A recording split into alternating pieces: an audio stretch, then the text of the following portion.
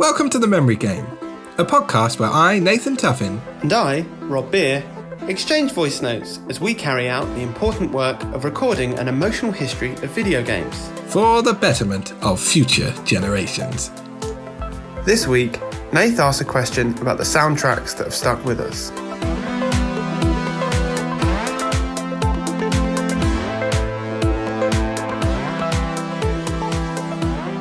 Hey, Pod Pallington. Your response in that last episode had so many threads to it. It's sort of taken me a full weekend to work out which ones to follow.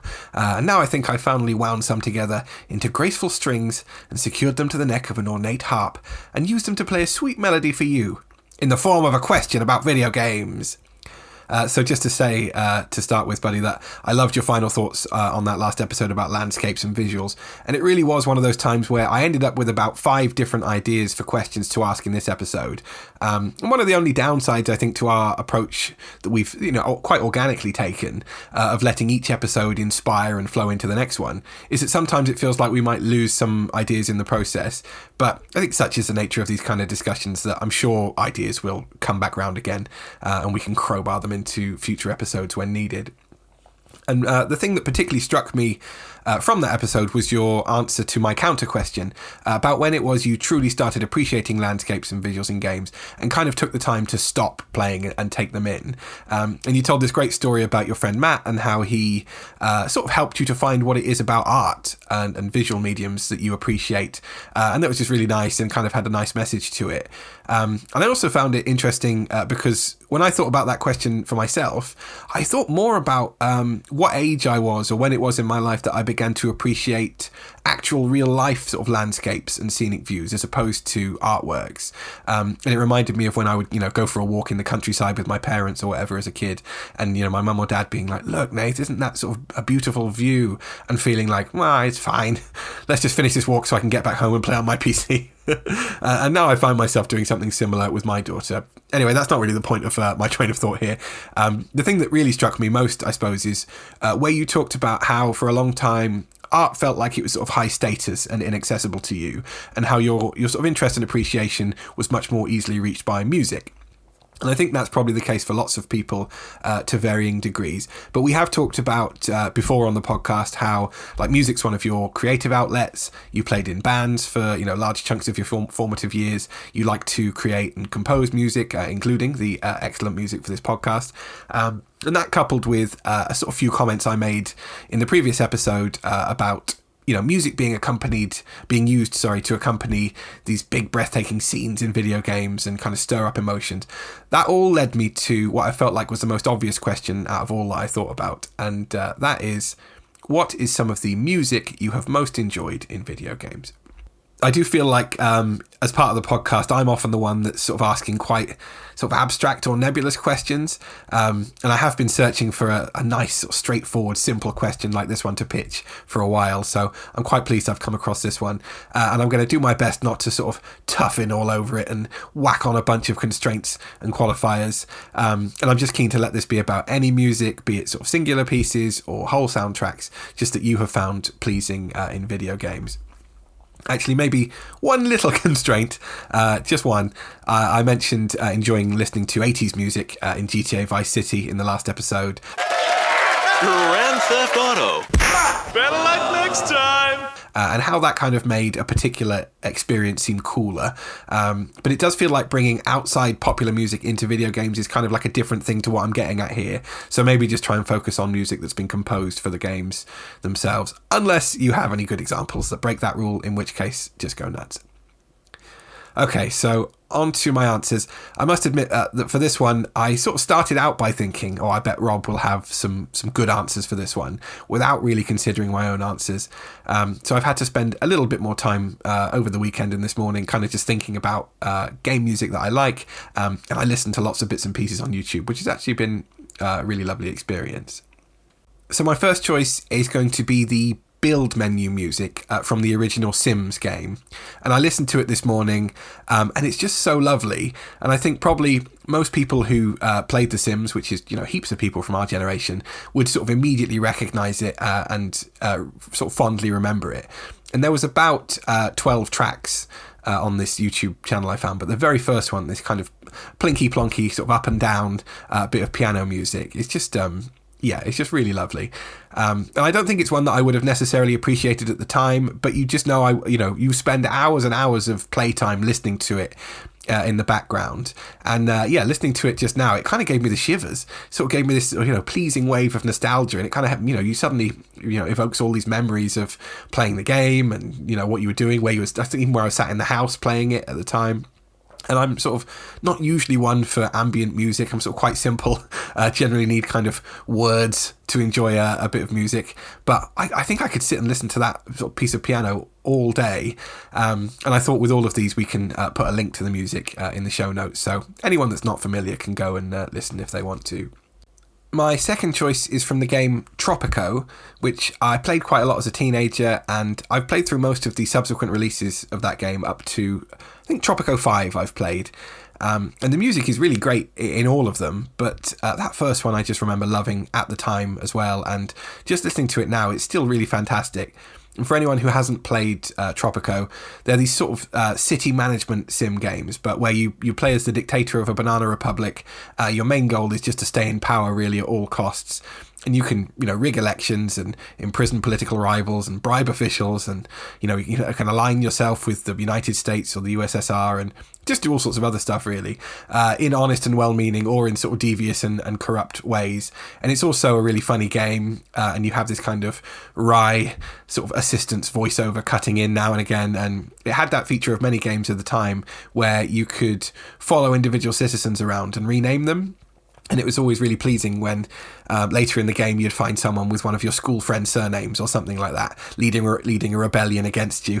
And then you'd see him on the playground the next day and be like, your grandson led a rebellion against me yesterday, so I've imprisoned his wife. And often, obviously, they'd have no idea what you were talking about. And we answered a question in the sort of archived pre-season about games that we immersed ourselves in, and I think Tropico would have been quite a good answer for me in that one. In that, just when I played it, especially as a young teenager, I really loved sort of imagining myself as the leader of this little island and kind of imagining what the population would think about me. And I think in this instance, the music really helped set the scene and immerse me in the game. And it's this kind of catchy Latin-style music with accordions and drums and maracas, and the singer cuts in every 30 seconds and sort of goes like, hey, hoi, hey. And it's just, not any kind of music I would have ever heard before, I imagine. And it just undoubtedly enriches the game experience in a really significant way. My final choice is a specific piece of music from the game Shenmue, which is one we discussed in a couple of Season 1 episodes. And I think the song actually reappears in Shenmue 2 as well, but I'll have to look that up for the research notes. So the piece is called Shenhua, pronunciation ? And you first hear it in the game when the main character Ryu, he kind of has these dreams about a young woman in a yellow hat, but you can also buy cassette tapes in the in-game stores and take that music and then play it on your home stereo, which is just like, that's such a cool feature of that game, and it was one of the cool little sort of quirks that made it so good. And I think maybe you had a Walkman as well you could play it on, so just while you're walking around the streets, though that's also something that I would need to look at for the research notes. So when I played that game, I doubt I would have originally given that bit of music specifically much thought, but my friend Harry is incredibly musically talented, and it was him that introduced me to that game. And I remember being around his house and him just playing the song for me, on his computer. And it's this kind of big orchestral piece of Japanese music. And he got me to appreciate it in a way that probably in retrospect, that was probably quite an unusual interaction for two teenage boys in the early 2000s, just sat there listening to this, orchestral music. But he also had sort of an amazing ear for music, and he taught himself to play parts of the songs on the keyboard just from listening to it. And he taught me a little bit of it. So it became one of the two pieces I could play on the piano, along with the theme tune to Beverly Hills Cop, which is a bit less moving. Anyway, after that experience of listening to the song, I went home and I downloaded it, and then I would listen to it and enjoy it, away from the game, outside of the experience, and still I still listen to it to this day occasionally, and I've got it on a few playlists, so it sort of passes the soprano tests in that way as well. Okay, so those are my musical choices anyway, buddy. Let me know what songs from games that you like to cram in your ear holes, you stupid sing-song jerk. Sorry, buddy. Okay, hit me up. Bye. Hey there, Beverly Hills Keyboard. Really lovely, straightforward question, this, and one that I've got lots of answers to. So I'm going to try and respond fairly quickly without overthinking it, and it may be something that we return to in the end of season episode as I try and truck more answers in at the last minute. I really want to hear more about the inner mind of Fidel Tuffin, the Tropico dictator, and maybe it's something that we can try and manifest in the future as a GoFundMe or Patreon tier that involves you live streaming Tropico and narrating the experience in character. That'd be fantastic. I also looked up the Shenmue song that you mentioned, and it was absolutely lovely. It's like sinking into a bath, that kind of music, isn't it? Just luscious and comforting. I've gone through phases, which I occasionally return to, of working to Studio Ghibli soundtracks. There's lots of YouTube playlists of them, often with sort of pleasing visuals, and also Spotify playlists. So that's probably lined that up for me later this week, and might even try and slip this Shenmue soundtrack on. I think we're going to have to add show notes for all these songs because there's nothing like listening to it. And because one of the nice things about music is that it is quite easy to recapture and just listen to. Lots of the games that we talk about will be difficult to try and go back and play, but music is instant, isn't it? And often within reach. When trying to think of my answers, I instantly tried to narrow it down to being music in games rather than songs in games, which you then accidentally stuck to in your answers. So I'm glad that that's a constraint that I'm not going to have to impose that's different to your answers. So when you first mentioned music, I was thinking about the brilliant use of music in Bioshock Infinite. There's an amazing little Easter egg with Girls Just Want to Have Fun. And Barbershop Quartet cover of God Only Knows. Also, an amazing song in Red Dead as you ride towards Mexico for the first time. It's a lovely cinematic moment, scripted cinematic moment. Last of Us uses music really well. It songs really well. Last of Us 2 with Ellie playing, not Ellie, the other character playing guitar. And also Gone Home. There's tapes that the sister has been leaving around, and it's all Riot Girl bands, which is a sort of subgenre of female-led punk bands in the 90s, which is absolutely up my street. I am a massive Riot Girl fan. And it also means we can dodge the Tony Hawk soundtrack and Grand Theft Auto soundtracks, which, you know, trying to pick a single song or a single piece of music from that would be very difficult. So all of that is not my answer. And we may return to that. So that's a teaser for what my longer answer would be there if we were talking about songs in games. But instead, I'm going to try and focus on instrumental, environmental soundtrack pieces. I guess my version of the GTA bell is going to be some sort of Zelda Ocarina of Time alarm. Hey, listen! Because that's going to come up in my answers a lot, and was something I briefly considered here, but I'm not going to include it. Because A, it's too obvious, and B, I don't think I can give justice to how heavily music is featured in that game. Obviously, it's literally about playing an ocarina. So I'm going to leave that and imagine that there's an opportunity that I have to talk about that in the far future. And instead, I'm just going to talk about the fact that represents, all of those N64 soundtracks were brilliant. Like the games made by Nintendo and Rare for Nintendo, I think music, it plays a really pivotal part in the way that it creates setting. And the one that I ended up settling on as being my answer is Banjo Kazooie, which is a game where you play a banjo. What is banjo? Banjo is like a bear, or possibly he looks like a badger, but I think he's a bear, and he meets a bird called Kazooie. This red bird, and the bird lives in his rucksack. It's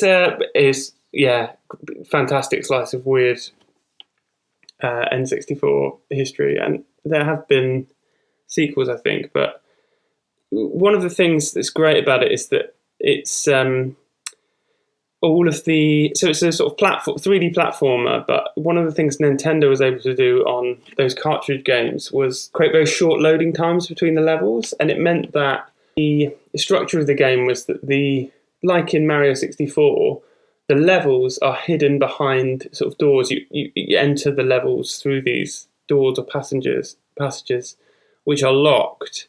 So there's like a big central map that you're slowly unlocking, and you have to get a certain number of stars. I can't remember, honeycombs, I think it was, in Banjo Kazooie. So there's like on each platform level, there's like 10 different sub-objectives that you've got to do. And those unlock the further levels. And there's also, there were like musical notes. So music, obviously a very important part of it. And if you completed the level, it saved your maximum notes score. And those were sort of like coins or whatever that helped unlock other sections of the main menu map.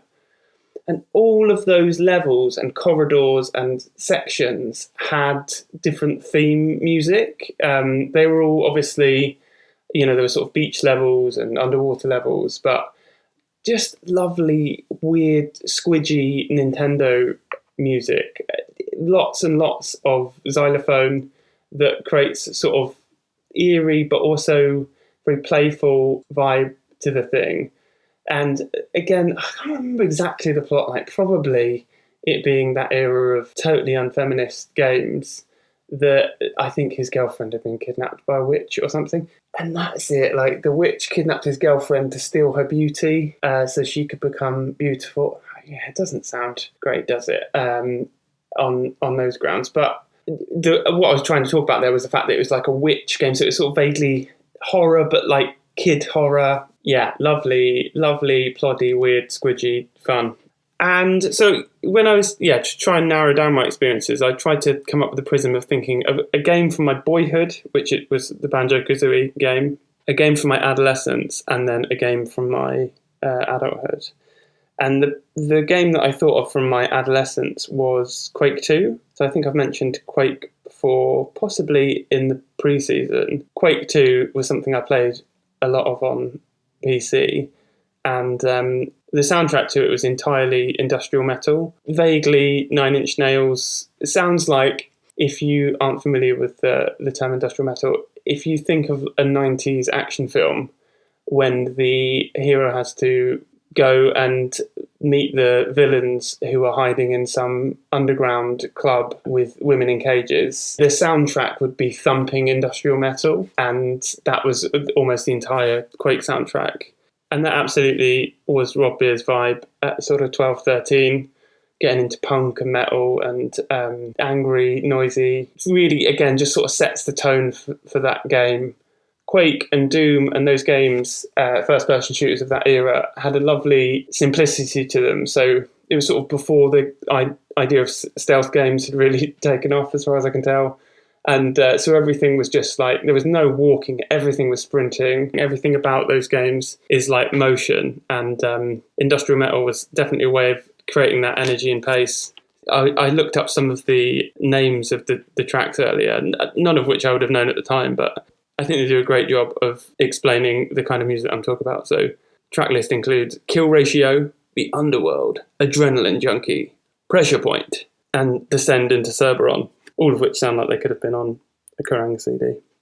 So yeah, that music for me captures what it was like to play those games and places me in a frame of mind and a place and time. Playing that game reminds me of that music, listening to that music reminds me of that game. Lovely stuff. And the last game that I've picked for my sort of adulthood game is a game called Bastion, which is made by Supergiant Games. In looking this up, I've realised that there's actually a Supergiant game I haven't played, which is great news for me because I've enjoyed basically everything by them. Bastion was the first. They also did one called Transistor, which really heavily features music, but it features songs, which is why I didn't go for that as my choice. And their most famous game is Hades, which is like a sort of roguelike smash-em-up type game. Most of them have the same viewpoint, so they're in an isometric view, which is that sort of 3D, the Sims style view. And the thing about Bastion, which was like one of the things I think that really helped it take off as a game is that it's got this brilliant narrative, the voice acting's brilliant, the art style is amazing, and the sort of mechanics and the music and all of that just mesh perfectly. And it was a really small team that made it. And I just think it happened to be that one of their friends or one of the people involved in the design of the game really loved music. So it's got this lovely synth-led country music vibe. Like the game is post-apocalyptic in some ways, but also very bright and luscious. And it's about rebuilding this garden.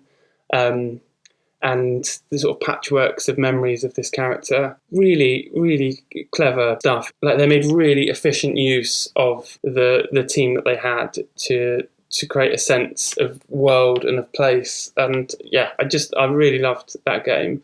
Even, just like straight away, the first 5 minutes just tells you that there's quality throughout the whole thing. So yeah, I would pick that. There's also a great song at the end of that, and it's that contrast between instrumental music and then eventually, finally, a voice kicking in. I think that can be really impactful. Like the Red Dead song that I mentioned, all of which should be scrubbed from the record because of the caveats I made for myself. I guess my counter question to you would be, what's the sort of opposite of that? What's the most grating music you have encountered in games? Obviously, the ones that jump out to me is sort of menu music. I've mentioned here that Nintendo music is luscious, and particularly the N64 era music is something that I can just listen to on loop forever. But it felt like Sega was the opposite of that. Like everything in Sega games was just fierce, relentless energy. And I know Pro-Evo isn't a Sega game, but I feel like they picked that up and ran with it. And the Pro-Evo 2008, which I've mentioned before, again, not sure if that was part of this pre-season, has some of the sort of just most abrasive, loud, audacious menu music going. So it was like always something that you would turn down. So yeah, thanks for the question, and hit me up. Hey, Riot Girl fan. Wonderful answers, buddy, and another full house on choosing games that I haven't played, though I think I'm pretty familiar with all of them in different ways. I'm also all in on the idea of a Patreon live stream or Twitch channel or something like that of me being a Banana Republic dictator, and of course naming one of my citizens Rob Beer in the hopes that one day he rises up to oppose me. But I would have to work quite hard, I think, on coming up with a good but non-offensive accent to use, which is something I always found to be quite a challenge when running D&D games, which is why nearly every NPC you encounter in my games is a West Country bumpkin. So don't be surprised if my dictator sounds a little bit like, "Oi, General Cortez, we're going to have to rig this bloody election or I'm done for." I'm also glad that you agreed leaving songs out of this one was the best approach. But yeah, I could absolutely see a full episode in the style of this one, but just us picking our favourite songs or times songs were used in games effectively. And yeah, you very swiftly identified a big pile of games that have just been enriched and made better by sort of, external songs. When obviously, literally all I could think of at the start was the GTA series. But it turns out there's loads. But yeah, I think just something about the way you talked about art and appreciation of art in the previous episode, it just made soundtracks and sort of original compositions feel more fitting. But yeah, hopefully this becomes an example of a time where we end up returning to past ideas. And I'll start a spreadsheet. So yeah, you made a really good point as well in your response about how music sort of allows us to enjoy these old games in a way that playing them actually probably wouldn't facilitate, and I 100% agree with that. I'm never going to go back and play the first Sims game. That would just be mad, I think, and it would be old and clunky and probably ruined by the expectations that have built up from playing The Sims 2, 3 and 4. I'd probably, just as a general rule, going back and playing old games is often disappointing, but music, it's outside of all that, and it's excellent at helping bring back sort of past memories and reminding us how we felt when we did play those games for the first time. And that's definitely something I experienced as part of making this episode. After I listened to your answers, I went on YouTube and I found soundtracks from the games you mentioned and watched some short playthroughs of Banjo Kazooie and Bastion. And with Banjo Kazooie, it was definitely one of those games I always heard being talked about as a kid, but never played. And when I watched the playthrough, I immediately knew I've not seen this game before, but I felt like it was really familiar, probably because it's sort of similar in terms of like the colour scheme and layout to lots of other games from that time. And I didn't own an N64 as a kid, but a couple of my good friends did, and I would play a lot around their houses. But I think we rarely would have sat down to play single-player games because the N64 had so many good multiplayer titles that you could sort of play with your buddies. But that all means that I don't have the kind of added nostalgia bonus that you do when I'm listening to the soundtrack for Banjo Kazooie. But I could appreciate that the music was good, and it felt like you chose a game that really showcased that sort of quality of N64 music without, choosing one of your old favourites, which you deftly avoided. For Quake 2, I'm 99% certain I never played it, but I definitely played similar games like Doom and Unreal Tournament. I suppose there's an off chance I picked it up at some point, but I don't think so. So I went and I listened to some of the hilariously named songs from the soundtrack, expecting them to kind of be sort of heavy, abrasive and loud, and that I would probably hate them because that's not really my kind of thing, but they sort of all landed just on the right side of metal for me, and I did quite enjoy some of them. They weren't too much at all. And as I was listening to the soundtrack, I noticed they're all credited to a German musician called Sonic Mayhem, and he composes the music for lots of video games, and had a very impressive resume. So he's provided music for a huge bunch of titles, including Unreal Tournament, Splinter Cell, some of the Mass Effect games, various Mortal Kombat games, Borderlands 1 and 2, StarCraft 2, The Long Dark, and that's just to mention a few. He's got a really big, long list of games that, we're all familiar with, that he's done the music for. And the music I think I enjoyed listening to most from your selections was the soundtrack to Bastion, and I also watched a video of the first 15 minutes of the gameplay for that one, and it just looks so good. But you can also really clearly see how the music kind of helps to drive that game and enrich the experience. And aside from the music as well, I also love the feature of this kind of deep-voiced American cowboy-style voiceover that's just sort of narrating what's happening as your character moves through the levels. Right, okay, on to my research notes, which there are quite a few of today. In my first message, in the question, I described the music in Tropico as having a Latin feel, and then I've been wondering since then if actually I got that right. So I looked it up, and it's described as Latin-styled Caribbean music, so I wasn't miles off. And I also found that game won the Original Music Composition Award in the 5th Annual Interactive Achievement Awards. So well done, Tropico. I was uncertain about quite a few bits from my answer about Shenmue, so I went and looked them up. So Shenhua, the song I liked, is actually the name of the character of the girl with the yellow hat, and she plays quite an important role in the later story of Shenmue. So she does appear in the subsequent games, and she's always accompanied by that piece of music, as far as I can tell. And also I found this bit of trivia which really made me laugh. In Shenmue, Shenhua first appears in Ryu's dreams. She also inexplicably appears on the potato chip, caramel and chocolate packages that are available to purchase at the tomato convenience store in the game. So Ryu's just having these sort of prophetic dreams about this mysterious girl that's somehow linked to his fate. But also, she's on all these products in his local shop. To me, that just feels like it would clear up the mystery of these odd dreams. Oh, there's nothing to worry about. It just turns out I was dreaming about the girl on the crisp packet. Also, there is a portable cassette player Walkman type thing in the game, so you can listen to music on the go. It's found in Ryo's desk drawers in his home, though when you listen to the cassettes out and about, you have to stop and just sort of watch the cassette screen. You can't keep moving and have it as your background music.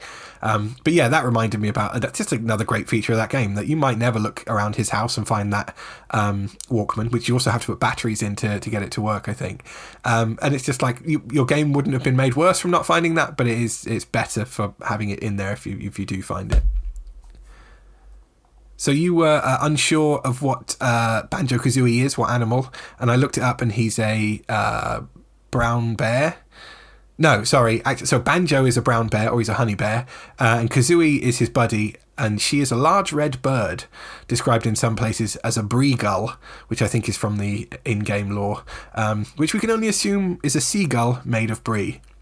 And also you were unsure if you had mentioned Quake in previous episodes or in the pre-season maybe, and it does come up as one of your examples. It's in the episode on cheats in games where you enjoyed using the God mode cheat, but the pumping industrial soundtrack didn't come up in that one, so go back and listen to that episode, all who haven't already. So finally, on to your counter question about abrasive music in games, music that sort of does the opposite to the ones we've been listing as part of the answers to these questions. I think, yeah, you're kind of spot on with your assessment that Sega music is a bit more aggressive and harder to listen to. And you may have led my answer a little bit, but I immediately remembered the soundtrack to the game Roadrash, the original one, but probably the subsequent ones, on the Mega Drive, which is not only hard on the ears, and it sort of often sounds a bit like someone playing an out-of-tune banjo, but it's also just repeated on a horrible loop, which really starts to grate on you if you're playing for an hour or so. And I played those games on an emulator as well, and I just remember muting it and listening to music instead because it was just too unpleasant.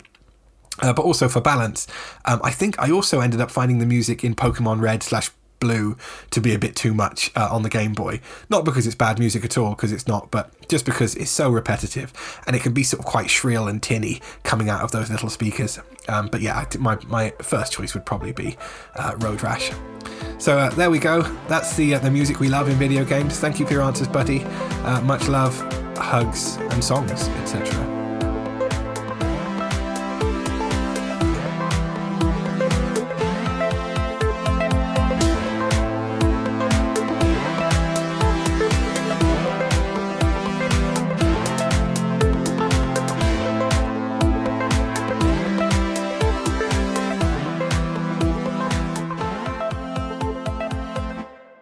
I only know of Bastion because you've mentioned it to me before, but I did find myself wondering, is this on the Switch?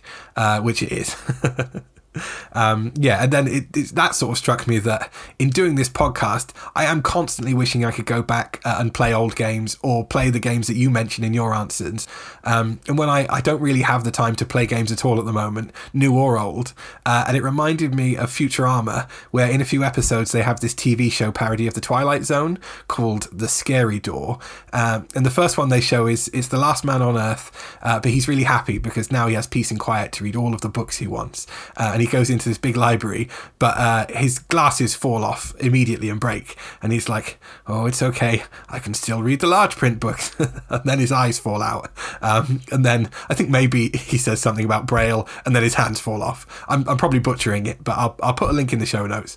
Anyway, maybe we're a bit like that guy in doing this podcast about games when we don't have that much time to play them. Memory complete. Uploading memory.